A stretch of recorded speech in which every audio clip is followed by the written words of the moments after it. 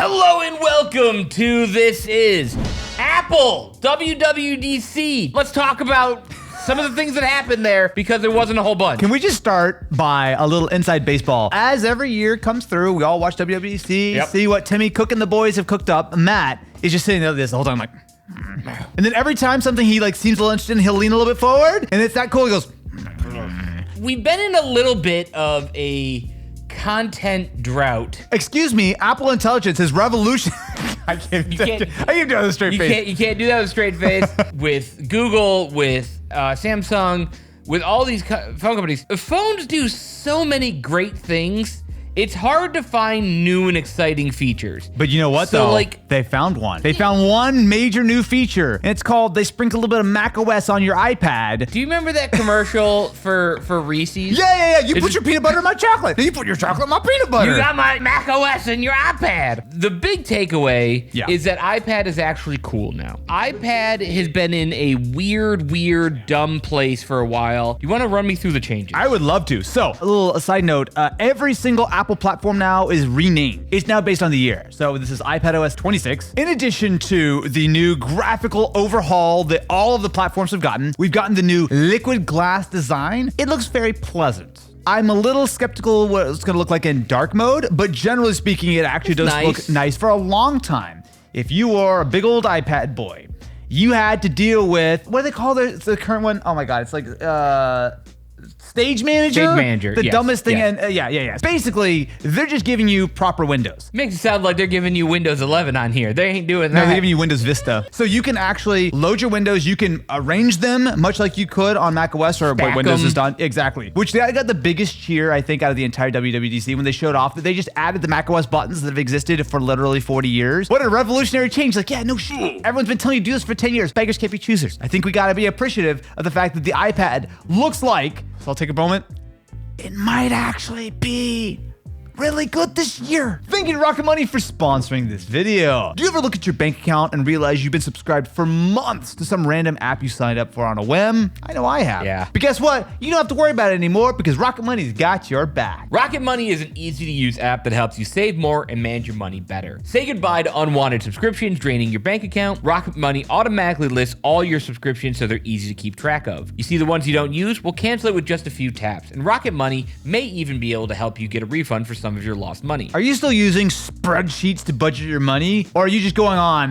vibes? That's kind of what I've been doing. That's even bad. worse. Yeah, that's even worse. Because with Rocket Money, it allows you to see what you're spending on every category, which means that not only you have a better insight into where your money's going, but it'll also help you to create a custom budget in seconds. You can get notifications on upcoming charges or when your balance is low, and get insights on how to stay on budget better. Scan the QR code or check out the link in the description to take control of your finances today. A huge thank you to Rocket Money for sponsoring this episode of This Is. There are also a lot of like nice little things. So you can actually have like folders in your dock. You can have like downloads and whatnot. It is very, very much macOS-y. Things like the preview app, which is legitimately a really helpful app. When you did it in iPadOS in the past, it always was like this like little like sort of sub app thing. Like it was always weird to me like when it came to working with PDFs. You usually had to use a third party. Yeah, I always used Adobe. You can set different apps to be priority. So you can actually set the default. Well, to take that a little bit further and have it be actual useful, if you have like Photoshop or Affinity and you have a Photoshop file, you could choose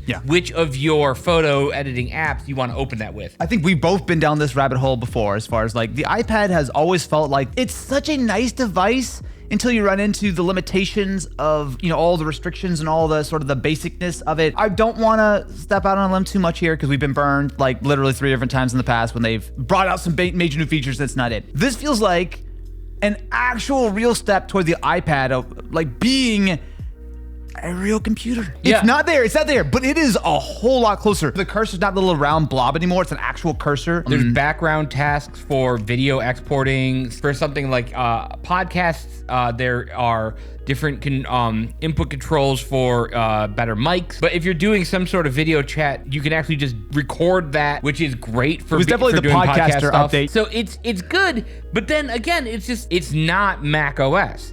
So it's a step there. It's just, again, weird that they go this far and not do it. Silently is the biggest deal out of all the iPad stuff, is that it's coming to every iPad that runs Current iPad OS. Now, I will say that we're recording this, of course, right after WWDC, so we haven't had a chance to try this. I'd be curious to see if some of these features maybe are only running on the higher-end iPads. Although, to be honest, most of this stuff feels like it should just run on everything. Yeah. There is one thing that I really want to try here. So with like the multitasking, so all the apps start in full screen mode, and there's a little like kind of window, there's like a toggle on the bottom right where you can swipe them in, and that sort of turns them into windowed mode. That feels like it's very touch-friendly, but especially at the back half of the presentation, they were entirely using the touchpad, and I wonder how many of these features will actually feel natural when you're, or even possible if you're not using a keyboard. In the past, you've had all these features, and then it's been kind of like, oh, this is only on M1, and then you have the Mini, which kind of didn't get any of that. And then I'll just make a personal note as someone who is on a little mental health journey myself. I love that they're adding Journal with pen support. Also noticed something about this that they didn't really celebrate,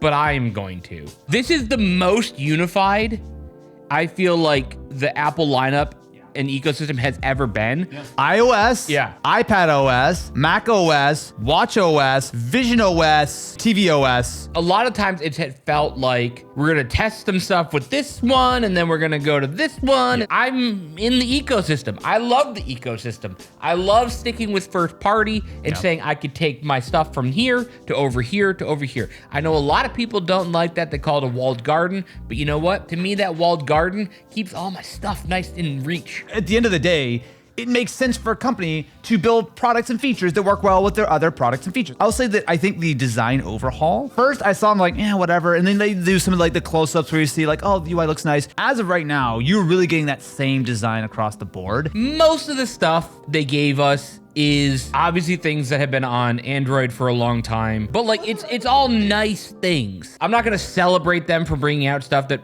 isn't necessarily new. When you see one of these things, because this is something that Apple does every year, last year it was all Apple Intelligence. Half of that still hasn't shipped yet. I'm actually kind of happy to say that this year, while they still, of course, talked about Apple Intelligence, because stocks, they were really much more focused on features, on updates, on software. Like, I'm sure next year they're gonna have another big Apple Intelligence rollout and blah, blah. But like, it was nice to see them putting some real effort into the actual core platforms. Can I hit you with a grab bag of some random things I really liked? The fact that they added widgets in Vision OS, but you can have them anchored in real personal space. That felt like immediately I was like, oh shit, that's cool. That paired with the fact that you can now do the PS VR2 controllers. The Vision is still really silly because I hadn't touched the Vision in like a year. And I was somewhat surprised, even though it's still horrendously uncomfortable and still more expensive than a third kidney. They have been putting some real effort into this. Once they have a headset that's not $3,500 and weighs the same as a Ford Focus, I think it'll actually be kind of cool. I feel nothing. How do you feel about a dedicated games app, which has control support for the iPhone? I've held my tongue long enough this episode about the games app. So for the past 5 years, Apple has been slow teasing us. Everyone calls me a madman, an absolute crazy person. Oh my God. They have all the goddamn money in the world, and every time that they talk about like, oh, we're bringing some kind of new gaming thing to Mac, they're like, here's some game that came out a year ago. Here we're gonna have Assassin's Creed. Now we got Metal 4. We have the gaming toolkit. They always announce one single game that is coming to Mac every time they do one of these presentations, and they never mention it ever again. So there's all these rumors coming around that Apple's developing their own gaming platform. Apple is basically saying, we've had Game Center forever. Game Center sucks. I can't wear this hat anymore. I'm glad. The Game Center app has been garbage forever. And hey, maybe this is time for them to start having their own app store that's dedicated to gaming. Well, we do have a new games app. So the games app replaces Game Center. Apple Arcade is built in here. It automatically pulls in any games that are on your phone. It is, I think, a nice upgrade. On the Mac side, there are things such as Metal 4, Metal FX frame interpolation and denoising. You also have a game overlay, a little bit like SteamOS, where you have like a small little toggle that can kind of come on as opposed to entirely hopping out of your game. It's a feature that no one will use except probably people you don't want to talk to. Yeah. They mentioned something about like 500 million users play games on iPhone. Yeah, and of course that's going to be, they're talking about mobile Monopoly games. Go. I'm not sitting here pretending like they're some gaming powerhouse. No one buys premium games on Apple devices. Because there's nothing on there. That's always the argument. But like there could be, is my argument. If you're looking at like, oh, I want to start buying some games on on Mac or something like that, and there's only 2 or 3, no, of course you stick with Steam. Apple has so much cash on hand. Write some checks, get some developers to port over. They have the gaming toolkit. Just say like, hey, you know what? We're gonna throw you a fat stack of cash. If you could bring over some people. Like, Mac gaming is just not gonna happen. I'm talking to you, Tim.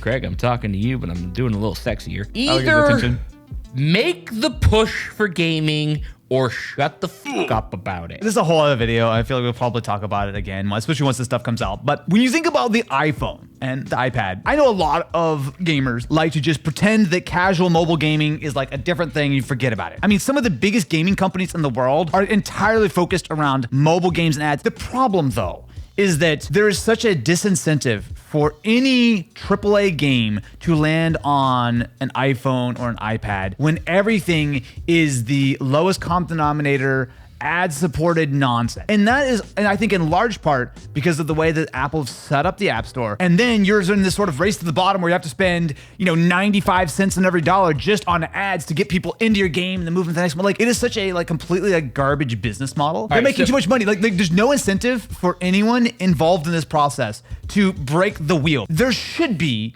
a world in which we can play great games on our phone. It is a good experience in very limited cases.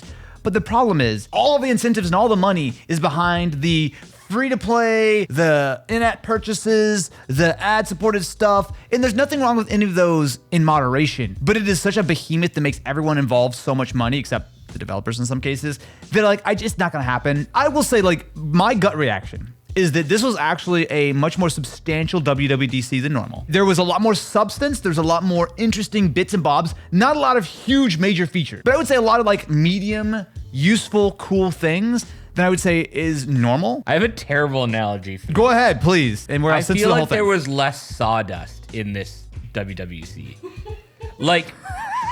The same, the cheese to sawdust ratio was higher. I'm definitely the most excited for iPadOS. Spotlight has seen some huge improvements. Being able to just command space and then just type what I'm looking for. You don't have to look for some stupid menu because it's all gonna be built into Spotlight. It felt like they gave us a lot of things we already had, just better. It's not the best sort of announcement that Apple have ever had, but solid. iPad is now a platform, finally, I think, that you could actually theoretically use for real stuff. I'll be whipping out my iPad mini. I'll be honest, there's not a lot to talk about. As much as I'm I don't know why they don't just go the extra distance and make it. It's really, let's face it, it really comes down to it's a product line that sells well for them. They don't want to cannibalize it one way or another. And they treat it as that third, fourth pillar. Can you still make the argument? I think everyone said for so long, just give me macOS, give me macOS. They have almost given you macOS, but still optimized for touchscreen. I wish that I had full file support. I wish I had stuff that I could install outside the App Store. There's certainly some problems. I would say that they have steadily removed and chipped away at all the complaints about iPadOS. The problem you're going to run into was what it came down to the developers turning on a lot of these features. One of my favorite features on macOS is just being able to use iPad apps. That's how we control our studio, is using an iPad app on a macOS. But there's so many developers specifically disable that feature. And I'm like, why? I'm glad that Apple is opening this up, but I hope more developers take advantage of it. I think if people actually got full macOS on iPad, they would hate it. There's so many things that just the screen size, you're not gonna get stuff done. The fact you've got the menu bar, you've got the full windowed support. I'm sure if you try the main iPadOS, there's still gonna be little edge cases, but I know for me personally, a lot of the things I've always complained about have been whittled away, and I'm very curious to spend some time once there's a public beta. Hey, PSA, don't go download the developer betas yet. It's always a bad idea. You're gonna accidentally nuke your phone. I'm just saying. Don't do it. I'll be doing it later today, so follow, subscribe. Let us know what you think about this WWDC. Craig does something. Craig! I want to fuck him!